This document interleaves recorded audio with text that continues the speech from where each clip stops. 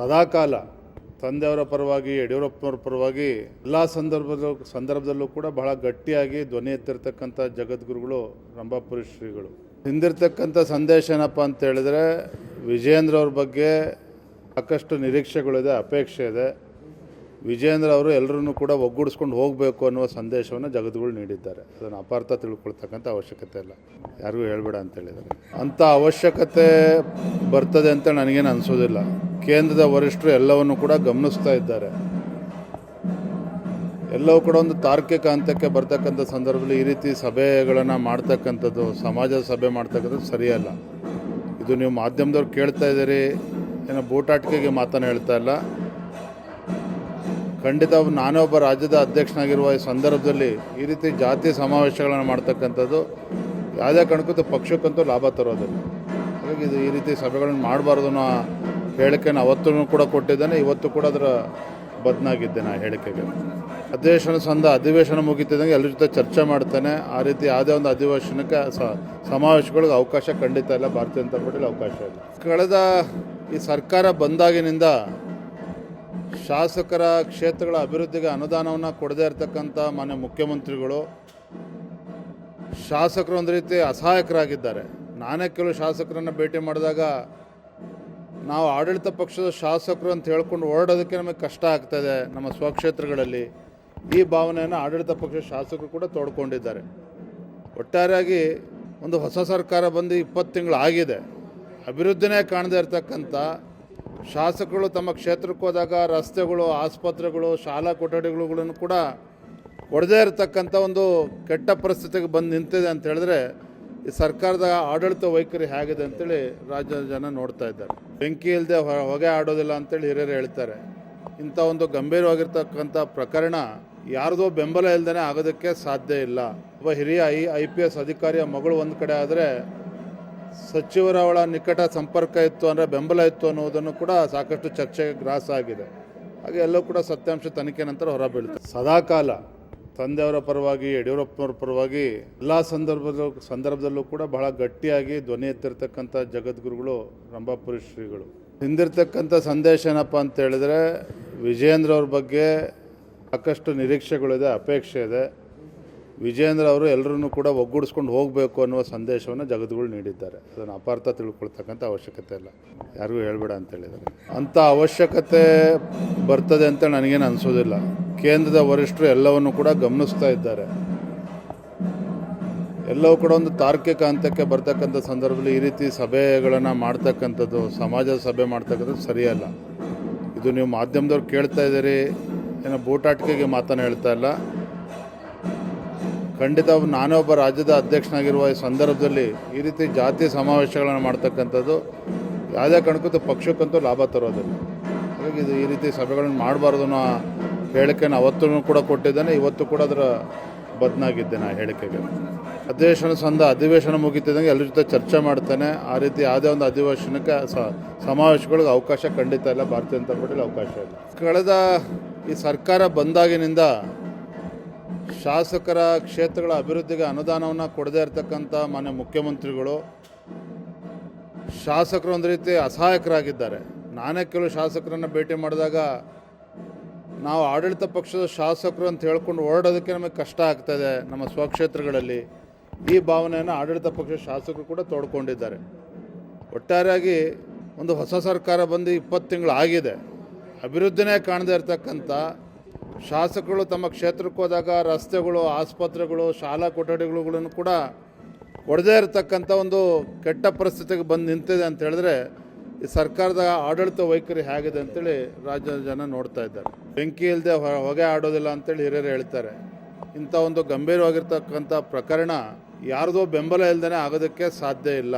ಒಬ್ಬ ಹಿರಿಯ IPS ಅಧಿಕಾರಿಯ ಮಗಳು ಒಂದು ಕಡೆ ಆದರೆ ಸಚಿವರ ಅವಳ ನಿಕಟ ಸಂಪರ್ಕ ಇತ್ತು ಅಂದರೆ ಬೆಂಬಲ ಇತ್ತು ಅನ್ನೋದನ್ನು ಕೂಡ ಸಾಕಷ್ಟು ಚರ್ಚೆಗೆ ಗ್ರಾಸ ಆಗಿದೆ. ಹಾಗೆ ಎಲ್ಲವೂ ಕೂಡ ಸತ್ಯಾಂಶ ತನಿಖೆ ನಂತರ ಹೊರಬೀಳುತ್ತೆ. ಸದಾಕಾಲ ತಂದೆಯವರ ಪರವಾಗಿ ಯಡಿಯೂರಪ್ಪನವರ ಪರವಾಗಿ ಎಲ್ಲ ಸಂದರ್ಭದಲ್ಲೂ ಕೂಡ ಬಹಳ ಗಟ್ಟಿಯಾಗಿ ಧ್ವನಿ ಎತ್ತಿರ್ತಕ್ಕಂಥ ಜಗದ್ಗುರುಗಳು ರಂಭಾಪುರಿ ಶ್ರೀಗಳು. ಹಿಂದಿರ್ತಕ್ಕಂಥ ಸಂದೇಶ ಏನಪ್ಪ ಅಂತ ಹೇಳಿದ್ರೆ, ವಿಜಯೇಂದ್ರ ಅವ್ರ ಬಗ್ಗೆ ಸಾಕಷ್ಟು ನಿರೀಕ್ಷೆಗಳಿದೆ, ಅಪೇಕ್ಷೆ ಇದೆ. ವಿಜೇಂದ್ರ ಅವರು ಎಲ್ಲರನ್ನೂ ಕೂಡ ಒಗ್ಗೂಡಿಸ್ಕೊಂಡು ಹೋಗಬೇಕು ಅನ್ನುವ ಸಂದೇಶವನ್ನು ಜಗದ್ಗುರು ನೀಡಿದ್ದಾರೆ. ಅದನ್ನು ಅಪಾರ್ಥ ತಿಳ್ಕೊಳ್ತಕ್ಕಂಥ ಅವಶ್ಯಕತೆ ಇಲ್ಲ, ಯಾರಿಗೂ ಹೇಳ್ಬೇಡ ಅಂತ ಹೇಳಿದ್ದಾರೆ. ಅಂಥ ಅವಶ್ಯಕತೆ ಬರ್ತದೆ ಅಂತ ನನಗೇನು ಅನಿಸೋದಿಲ್ಲ. ಕೇಂದ್ರದ ವರಿಷ್ಠರು ಎಲ್ಲವನ್ನು ಕೂಡ ಗಮನಿಸ್ತಾ ಇದ್ದಾರೆ. ಎಲ್ಲವೂ ಕೂಡ ಒಂದು ತಾರ್ಕಿಕ ಹಂತಕ್ಕೆ ಬರ್ತಕ್ಕಂಥ ಸಂದರ್ಭದಲ್ಲಿ ಈ ರೀತಿ ಸಭೆಗಳನ್ನು ಮಾಡ್ತಕ್ಕಂಥದ್ದು, ಸಮಾಜದ ಸಭೆ ಮಾಡ್ತಕ್ಕಂಥದ್ದು ಸರಿಯಲ್ಲ. ಇದು ನೀವು ಮಾಧ್ಯಮದವ್ರು ಕೇಳ್ತಾ ಇದ್ದೀರಿ, ಏನೋ ಬೂಟಾಟಿಕೆಗೆ ಮಾತನ್ನು ಹೇಳ್ತಾ ಇಲ್ಲ. ಖಂಡಿತ ನಾನೇ ಒಬ್ಬ ರಾಜ್ಯದ ಅಧ್ಯಕ್ಷನಾಗಿರುವ ಈ ಸಂದರ್ಭದಲ್ಲಿ ಈ ರೀತಿ ಜಾತಿ ಸಮಾವೇಶಗಳನ್ನು ಮಾಡ್ತಕ್ಕಂಥದ್ದು ಯಾವುದೇ ಕಾರಣಕ್ಕೂ ಪಕ್ಷಕ್ಕಂತೂ ಲಾಭ ತರೋದಿಲ್ಲ. ಹಾಗಾಗಿ ಇದು ಈ ರೀತಿ ಸಭೆಗಳನ್ನು ಮಾಡಬಾರ್ದು ಅನ್ನೋ ಹೇಳಿಕೆನ ಅವತ್ತೂ ಕೂಡ ಕೊಟ್ಟಿದ್ದೇನೆ, ಇವತ್ತು ಕೂಡ ಅದರ ಬದನಾಗಿದ್ದೇನೆ ಆ ಹೇಳಿಕೆಗೆ. ಅಧಿವೇಶನ ಮುಗಿತಿದ್ದಂಗೆ ಎಲ್ಲರ ಜೊತೆ ಚರ್ಚೆ ಮಾಡ್ತೇನೆ. ಆ ರೀತಿ ಯಾವುದೇ ಒಂದು ಅಧಿವೇಶನಕ್ಕೆ ಸಮಾವೇಶಗಳಿಗೆ ಅವಕಾಶ ಖಂಡಿತ ಇಲ್ಲ, ಭಾರತೀಯ ಜನತಾ ಪಾರ್ಟಿಲಿ ಅವಕಾಶ ಇಲ್ಲ. ಕಳೆದ ಈ ಸರ್ಕಾರ ಬಂದಾಗಿನಿಂದ ಶಾಸಕರ ಕ್ಷೇತ್ರಗಳ ಅಭಿವೃದ್ಧಿಗೆ ಅನುದಾನವನ್ನು ಕೊಡದೇ ಇರತಕ್ಕಂಥ ಮಾನ್ಯ ಮುಖ್ಯಮಂತ್ರಿಗಳು, ಶಾಸಕರು ಒಂದು ರೀತಿ ಅಸಹಾಯಕರಾಗಿದ್ದಾರೆ. ನಾನೇ ಕೆಲವು ಶಾಸಕರನ್ನು ಭೇಟಿ ಮಾಡಿದಾಗ ನಾವು ಆಡಳಿತ ಪಕ್ಷದ ಶಾಸಕರು ಅಂತ ಹೇಳ್ಕೊಂಡು ಓಡೋದಕ್ಕೆ ನಮಗೆ ಕಷ್ಟ ಆಗ್ತಾಯಿದೆ ನಮ್ಮ ಸ್ವಕ್ಷೇತ್ರಗಳಲ್ಲಿ. ಈ ಭಾವನೆಯನ್ನು ಆಡಳಿತ ಪಕ್ಷದ ಶಾಸಕರು ಕೂಡ ತೋಡ್ಕೊಂಡಿದ್ದಾರೆ.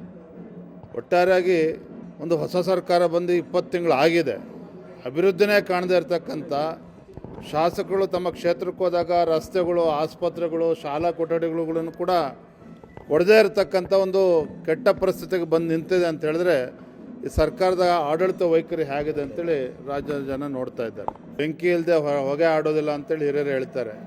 ಇಂಥ ಒಂದು ಗಂಭೀರವಾಗಿರ್ತಕ್ಕಂಥ ಪ್ರಕರಣ ಯಾರ್ದೋ ಬೆಂಬಲ ಇಲ್ಲದೇ ಆಗೋದಕ್ಕೆ ಸಾಧ್ಯ ಇಲ್ಲ. ಒಬ್ಬ ಹಿರಿಯ IPS ಅಧಿಕಾರಿಯ ಮಗಳು ಒಂದು ಕಡೆ ಆದರೆ ಸಚಿವರ ಅವಳ ನಿಕಟ ಸಂಪರ್ಕ ಇತ್ತು ಅಂದರೆ ಬೆಂಬಲ ಇತ್ತು ಅನ್ನೋದನ್ನು ಕೂಡ ಸಾಕಷ್ಟು ಚರ್ಚೆಗೆ ಗ್ರಾಸ ಆಗಿದೆ.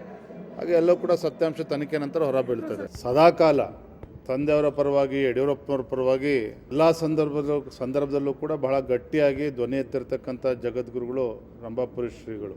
ಹಿಂದಿರ್ತಕ್ಕಂಥ ಸಂದೇಶ ಏನಪ್ಪ ಅಂತ ಹೇಳಿದ್ರೆ, ವಿಜೇಂದ್ರ ಅವ್ರ ಬಗ್ಗೆ ಸಾಕಷ್ಟು ನಿರೀಕ್ಷೆಗಳಿದೆ, ಅಪೇಕ್ಷೆ ಇದೆ. ವಿಜೇಂದ್ರ ಅವರು ಎಲ್ಲರನ್ನೂ ಕೂಡ ಒಗ್ಗೂಡಿಸ್ಕೊಂಡು ಹೋಗಬೇಕು ಅನ್ನುವ ಸಂದೇಶವನ್ನು ಜಗದ್ಗುರು ನೀಡಿದ್ದಾರೆ. ಅದನ್ನು ಅಪಾರ್ಥ ತಿಳ್ಕೊಳ್ತಕ್ಕಂಥ ಅವಶ್ಯಕತೆ ಇಲ್ಲ, ಯಾರಿಗೂ ಹೇಳ್ಬೇಡ ಅಂತ ಹೇಳಿದ್ದಾರೆ. ಅಂಥ ಅವಶ್ಯಕತೆ ಬರ್ತದೆ ಅಂತ ನನಗೇನು ಅನಿಸೋದಿಲ್ಲ. ಕೇಂದ್ರದ ವರಿಷ್ಠರು ಎಲ್ಲವನ್ನು ಕೂಡ ಗಮನಿಸ್ತಾ ಇದ್ದಾರೆ. ಎಲ್ಲವೂ ಕೂಡ ಒಂದು ತಾರ್ಕಿಕ ಹಂತಕ್ಕೆ ಬರ್ತಕ್ಕಂಥ ಸಂದರ್ಭದಲ್ಲಿ ಈ ರೀತಿ ಸಭೆಗಳನ್ನು ಮಾಡ್ತಕ್ಕಂಥದ್ದು, ಸಮಾಜದ ಸಭೆ ಮಾಡ್ತಕ್ಕಂಥದ್ದು ಸರಿಯಲ್ಲ. ಇದು ನೀವು ಮಾಧ್ಯಮದವ್ರು ಕೇಳ್ತಾ ಇದ್ದೀರಿ, ಏನೋ ಬೂಟಾಟಿಕೆಗೆ ಮಾತನ್ನು ಹೇಳ್ತಾ ಇಲ್ಲ. ಖಂಡಿತ ನಾನೇ ಒಬ್ಬ ರಾಜ್ಯದ ಅಧ್ಯಕ್ಷನಾಗಿರುವ ಈ ಸಂದರ್ಭದಲ್ಲಿ ಈ ರೀತಿ ಜಾತಿ ಸಮಾವೇಶಗಳನ್ನು ಮಾಡ್ತಕ್ಕಂಥದ್ದು ಯಾವುದೇ ಕಾರಣಕ್ಕೂ ಪಕ್ಷಕ್ಕಂತೂ ಲಾಭ ತರೋದಿಲ್ಲ. ಹಾಗಾಗಿ ಇದು ಈ ರೀತಿ ಸಭೆಗಳನ್ನು ಮಾಡಬಾರ್ದು ಅನ್ನೋ ಹೇಳಿಕೆನ ಅವತ್ತೂ ಕೂಡ ಕೊಟ್ಟಿದ್ದೇನೆ, ಇವತ್ತು ಕೂಡ ಅದರ ಬದನಾಗಿದ್ದೇನೆ ಆ ಹೇಳಿಕೆಗೆ. ಅಧಿವೇಶನ ಮುಗಿತಿದ್ದಂಗೆ ಎಲ್ಲರ ಜೊತೆ ಚರ್ಚೆ ಮಾಡ್ತೇನೆ. ಆ ರೀತಿ ಯಾವುದೇ ಒಂದು ಅಧಿವೇಶನಕ್ಕೆ ಸಮಾವೇಶಗಳಿಗೆ ಅವಕಾಶ ಖಂಡಿತ ಇಲ್ಲ, ಭಾರತೀಯ ಜನತಾ ಪಾರ್ಟಿಲಿ ಅವಕಾಶ ಇಲ್ಲ. ಕಳೆದ ಈ ಸರ್ಕಾರ ಬಂದಾಗಿನಿಂದ ಶಾಸಕರ ಕ್ಷೇತ್ರಗಳ ಅಭಿವೃದ್ಧಿಗೆ ಅನುದಾನವನ್ನು ಕೊಡದೇ ಇರತಕ್ಕಂಥ ಮಾನ್ಯ ಮುಖ್ಯಮಂತ್ರಿಗಳು, ಶಾಸಕರು ಒಂದು ರೀತಿ ಅಸಹಾಯಕರಾಗಿದ್ದಾರೆ. ನಾನೇ ಕೆಲವು ಶಾಸಕರನ್ನು ಭೇಟಿ ಮಾಡಿದಾಗ ನಾವು ಆಡಳಿತ ಪಕ್ಷದ ಶಾಸಕರು ಅಂತ ಹೇಳ್ಕೊಂಡು ಓಡೋದಕ್ಕೆ ನಮಗೆ ಕಷ್ಟ ಆಗ್ತಾಯಿದೆ ನಮ್ಮ ಸ್ವಕ್ಷೇತ್ರಗಳಲ್ಲಿ. ಈ ಭಾವನೆಯನ್ನು ಆಡಳಿತ ಪಕ್ಷದ ಶಾಸಕರು ಕೂಡ ತೋಡ್ಕೊಂಡಿದ್ದಾರೆ. ಒಟ್ಟಾರೆಯಾಗಿ ಒಂದು ಹೊಸ ಸರ್ಕಾರ ಬಂದು 20 ತಿಂಗಳು ಆಗಿದೆ, ಅಭಿವೃದ್ಧಿನೇ ಕಾಣದೇ ಇರತಕ್ಕಂಥ ಶಾಸಕರು ತಮ್ಮ ಕ್ಷೇತ್ರಕ್ಕೆ ಹೋದಾಗ ರಸ್ತೆಗಳು, ಆಸ್ಪತ್ರೆಗಳು, ಶಾಲಾ ಕೊಠಡಿಗಳನ್ನು ಕೂಡ ಕೊಡದೇ ಇರತಕ್ಕಂಥ ಒಂದು ಕೆಟ್ಟ ಪರಿಸ್ಥಿತಿಗೆ ಬಂದು ನಿಂತಿದೆ ಅಂತ ಹೇಳಿದ್ರೆ ಈ ಸರ್ಕಾರದ ಆಡಳಿತ ವೈಖರಿ ಹೇಗಿದೆ ಅಂತೇಳಿ ರಾಜ್ಯದ ಜನ ನೋಡ್ತಾ ಇದ್ದಾರೆ. ಬೆಂಕಿ ಇಲ್ಲದೆ ಹೊಗೆ ಆಡೋದಿಲ್ಲ ಅಂತೇಳಿ ಹಿರಿಯರು ಹೇಳ್ತಾರೆ. ಇಂಥ ಒಂದು ಗಂಭೀರವಾಗಿರ್ತಕ್ಕಂಥ ಪ್ರಕರಣ ಯಾರ್ದೋ ಬೆಂಬಲ ಇಲ್ಲದೇ ಆಗೋದಕ್ಕೆ ಸಾಧ್ಯ ಇಲ್ಲ. ಒಬ್ಬ ಹಿರಿಯ IPS ಅಧಿಕಾರಿಯ ಮಗಳು ಒಂದು ಕಡೆ ಆದರೆ ಸಚಿವರ ಅವಳ ನಿಕಟ ಸಂಪರ್ಕ ಇತ್ತು ಅಂದರೆ ಬೆಂಬಲ ಇತ್ತು ಅನ್ನೋದನ್ನು ಕೂಡ ಸಾಕಷ್ಟು ಚರ್ಚೆಗೆ ಗ್ರಾಸ ಆಗಿದೆ. ಹಾಗೆ ಎಲ್ಲವೂ ಕೂಡ ಸತ್ಯಾಂಶ ತನಿಖೆ ನಂತರ ಹೊರಬೀಳ್ತದೆ.